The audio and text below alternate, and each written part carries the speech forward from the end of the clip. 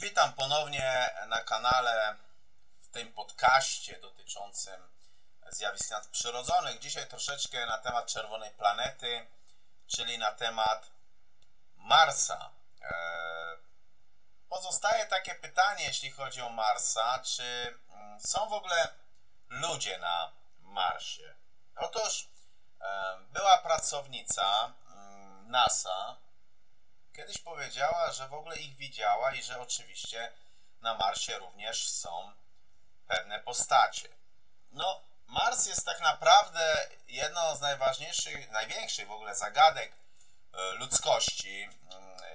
Jednak nasz najbliższy w ogóle sąsiad mógł zostać skolonizowany przez ludzi w przeszłości, chociaż oczywiście społeczność naukowa utrzymuje, że ludzkość nie ma technologii, aby dotrzeć do Marsa. To istnieje kilka wskazówek, które wskazują na wręcz można by powiedzieć coś przeciwnego. Była pracownica NASA, jak już powiedziałem, stwierdziła, że była pewna, że widziała ludzi w skafandrach kosmicznych chodzących normalnie po powierzchni Marsa. Czy ludzkość była już na Marsie, a my o tym nie wiedzieliśmy? Nazywając siebie, ponieważ ta pracownica nie chciała ujawniać, jak się nazywa, to nazywając siebie takim pseudonimem Jackie, powiedziała, że kiedyś pracowała w agencji kosmicznej pod koniec 1970 roku i to właśnie tam wraz z niektórymi ze swoich towarzyszy obserwowała dużą liczbę sylwetek ludzi na powierzchni Marsa. W 1970 roku jej zespół prowadził prace monitorujące misję Viking, gdy natknął się właśnie na te imponujące zdjęcia, które tutaj Wam przedstawiłem.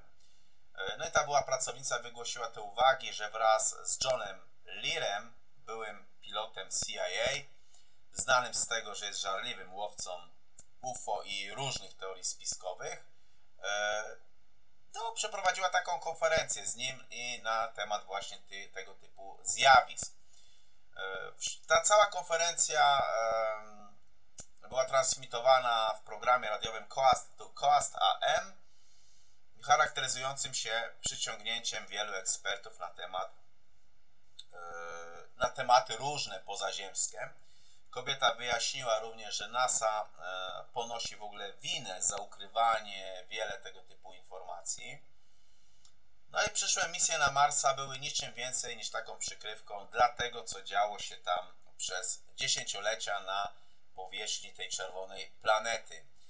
Ale jak to jest w ogóle możliwe, że w ogóle dotarliśmy na tą czerwoną planetę? Pracownica NASA uważa, że NASA posiada taką obcą technologię, która pozwala im na przeprowadzenie przez wiele lat prowadzenie wielu tajnych misji. Podczas tego wywiadu, w tej audycji radiowej wspominała coś takiego, że, no zacytuję, ten stary łazik wikingów się poruszał, potem zobaczyłam coś, co wyglądało na dwie osoby w jakimś skafandrze kosmicznym.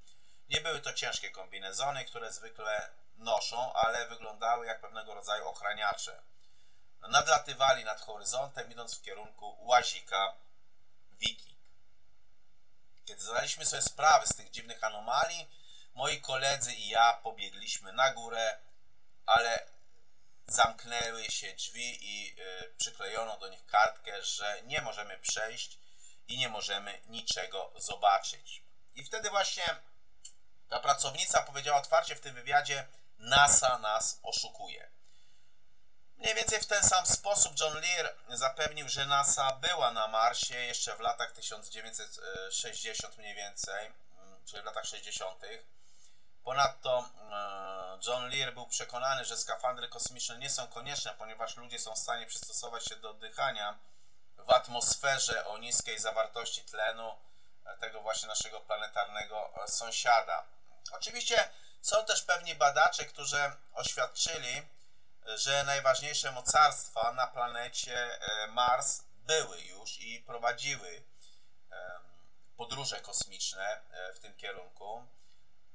Narody te podobno mają całe floty kosmiczne i stworzyły taki rodzaj holograficznej tarczy wokół Księżyca, aby uniemożliwić komukolwiek zobaczenie tego, co jest w ogóle ukryte w kosmosie. Powiem tak szczerze, jeśli ta informacja jest prawdziwa, musielibyśmy mówić o największej mistyfikacji w historii ludzkości, bo co tak naprawdę robili ludzie przez te wszystkie lata na planecie Mars, a przede wszystkim co tak naprawdę istnieje na planecie Mars, to pozostaje zagadką. Ja ciekaw jestem Waszych komentarzy na ten temat. Może trafiliście na podobne źródła. Będę wdzięczny za każdy komentarz. Pozdrawiam serdecznie.